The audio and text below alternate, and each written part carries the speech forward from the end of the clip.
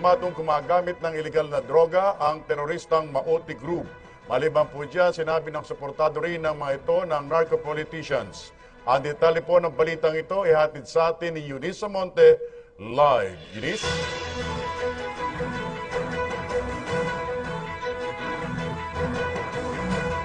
Eunice? Joseph Ralph, kani-kanina lamang ay galing tayo sa capital ng Marawi City kung saan isa ito sa mga nais lusubin ng teroristang grupo ng Maute at gusto nila ditong itayo ang bandila ng ISIS. Ngunit pagtitiyak ng militar at ng pamahalaan, hindi ito mangyayari dahil kontrolado na nila ngayon ang sitwasyon. Sa joint press conference kani-kanina lang kasama ang Governor ng Lanao, Mayor ng Marawi at ang Commander ng West Mincom na si Lieutenant General Cardito Galvez, kanilang inihayag na tuloy-tuloy ang mga paraan na ginagawa ng national at local government upang tuluyan na ngang maubos itong teroristang grupo ng Maute. Hindi lamang ito Maute, Joseph at Ralph, no? Dahil kanina kinumpirma na nga ni Lieutenant General Galvez, Commander ng West Mincom, na lumakas na nga itong grupo ng Maute dahil nagsanib puwersa na itong teroristang grupo at ang mga narco-politicians na gumagamit ng illegal na gamot. Ayon sa pahayag ni General Galvez, itong teroristang grupo na ito ay coddled by the narco-politicians. Kaya mayroon itong ngayong mga supply ng bala at pagkain. Itong mga narco-politicians na ito yung mga naipahayag na rin noon ni Pangulong Rodrigo Duterte na kasama sa kanyang narco list. At base na nga rin sa mga nakuhang ebidensya sa mga pinamumugaran ng Maute, may mga drug paraphernalias dito, patunay na ang mga teroristang grupo ay sangkot sa ipinagbabawal na gamot. Di naman muna binigay ang pinakahuling detalye kaugnay na mga bilang ng nasawi at nasugatan sa operasyon upang di malaman ng kalaban ang kanilang mga susunod na aksyon. Ngunit kinumpirma naman ito na umabot na sa 150 ang nai-rescue na refugees at patuloy naman na minapadali na rin ang pag-rescue sa mga natitira pang evacuees. Humingi rin itong si Lieutenant General Galvez ng paumanhin sa ating mga kababayang Muslim dahil sa naging pag-atake ng teroristang grupo sa unang araw ng Ramadan.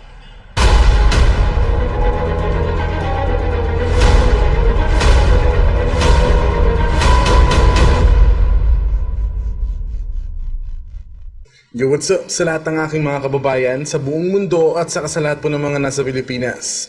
Ako po si Mr. Rio. Pasensya na po talaga dahil sobrang busy lang talaga. Pero ngayong Ramadan, magkakaroon po ako ng maraming oras para makagawa ng video. And inshallah matapos ko na rin ang mission ko. At pag natapos ko na ang mission ko, hihintayin ko na lang po kung magkakaroon pa ba ng Mr. Rio Chapter 2. Pero kung wala, okay lang. Tambay-tambay na lang tayo sa FB. So shoutout muna sa lahat ng mga ka-DDS natin sa buong mundo. Hello po sa inyong lahat. So simulan na po natin ang topic natin ngayon. Ayon sa Philippine Information Agency na government website, binisita ni Senator Bam Aquino ang Marawi City noong May 19 para umpisahan ang unang negosyo center sa Autonomous Region in Muslim Mindanao or ARM, and the specific location is Marawi City. After 4 days na pagbisita niya sa Marawi City, umatake ang teroristang grupo ng Maute na sumanib sa mga basurang teroristang ISIS. Nagkataon nga lang bang nanggaling doon si Bam Aquino?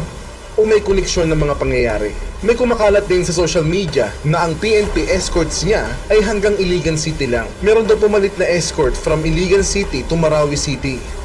You know what? I smell something fishy sa mga info na nakikita ko. Ewan ko lang kung totoo to Pero dahil nanggaling nga siya doon, may punto nga yung info na yun. At talagang sinabay pa nila ang pag-atake sa pagpunta ni President Duterte sa Russia. Halatang halata ang mga galawan nila no? At tingin ko, may koneksyon din ang bantang iniwanan ni Trollanes sa interview na to sa mga nangyari sa Marawi at sa mga mangyayari pa. Ngayon dahil pinagtatakpan, mapupunta na lang tayo sa ibang mga modes kung paano lalabas itong katotohanan na ito. So, sa mga ganong paraan, hindi na nila makokontrol kung ano man ang outcome. Maraming paraan. So, abangan na lang nila. So congratulations sa mapangahas na oposisyon na nagplano ng mga katangahan na to dahil pinush nyo si President Duterte na magdeklara ng martial law sa Mindanao. Dapat nga ginawa niya ng buong Pilipinas at ang mapakulong na ang mga basura sa gobyerno. So ito ang simpleng tanong dyan. Sino ba ang may ayaw na makipagkaibigan tayo sa Russia? Di ba ang mga kano? So kung connected si Bam Aquino sa Maute group na to at connected ang Maute sa ISIS tapos ang ISIS connected sa CIA at ang CIA ay intelligence agency ng Amerika, edi may kinalaman sila dito dahil ayon sa aking pananaliksik, ang Amerika at ang CIA lang din ang gumawa ng ISIS. Watch this. It is the most important story in the country. The next major war for the United States is with ISIS.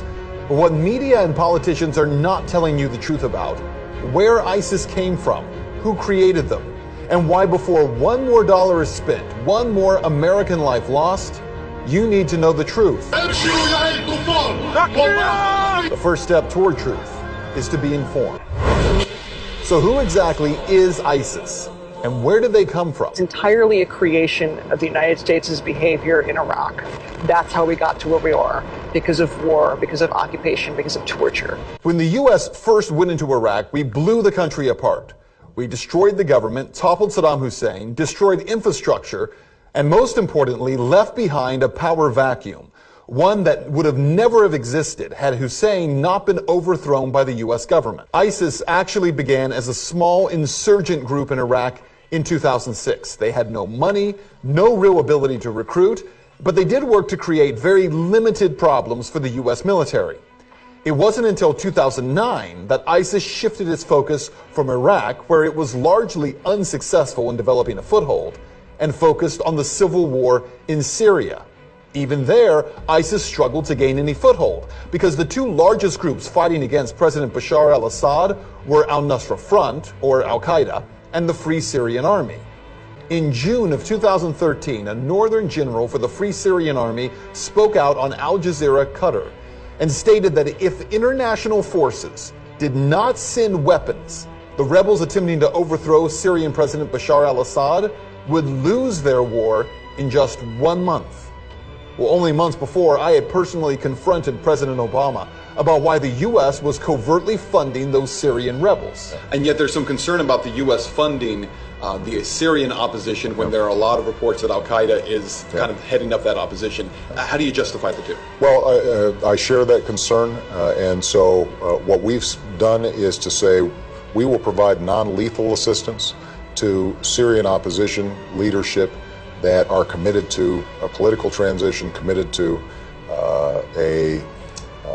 an observance of human rights.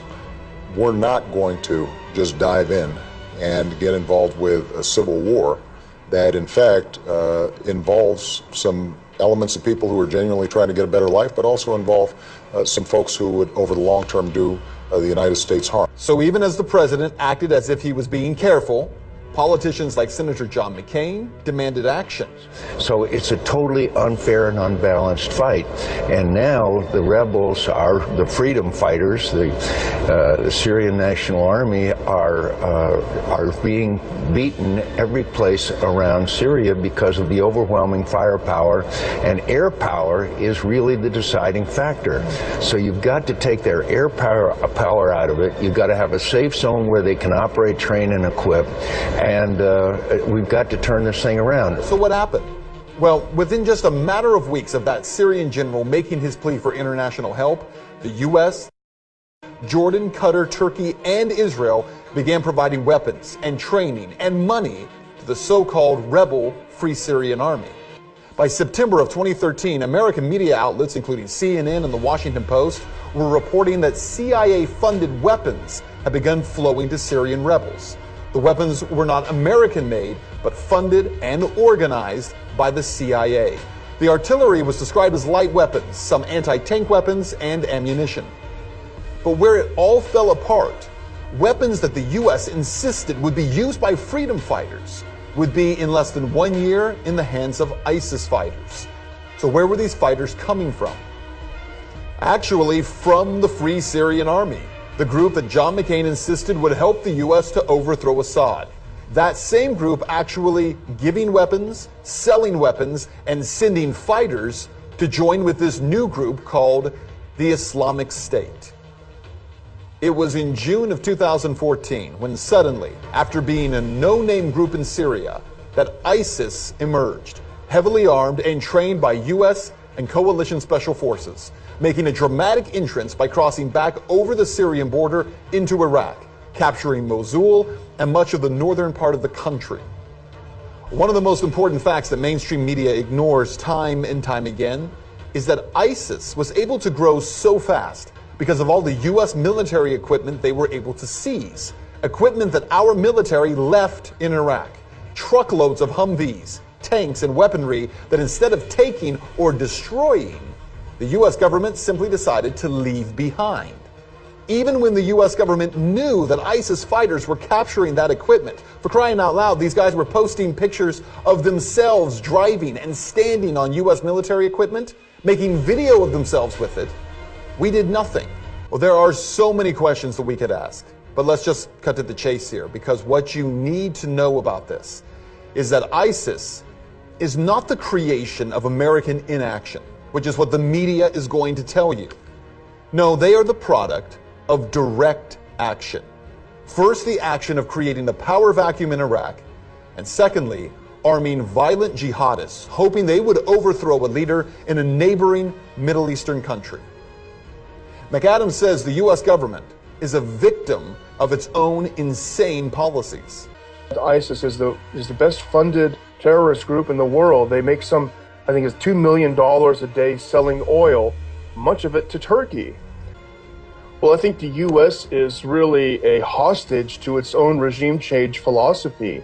The U.S. is very good at blowing things up and destroying societies, but it is very, very bad at putting them back together. Is that true? Well, you decide. Fact. Our government armed Osama bin Laden and the Mujahideen in Afghanistan and created Al-Qaeda. Fact. Our government helped supply Saddam Hussein chemical weapons for him to use against Iran in 1980 and then overthrew him in 2003. Fact. Our government trained rebel fighters in Syria who would become the group today known as ISIS or the Islamic State. So ngayon, alam nyo na. So kung Amerika at ang CIA lang din ang lumikha ng ISIS, posible kaya na sila din ang lumikha ng Abu Sayyaf at ng Maute group na to?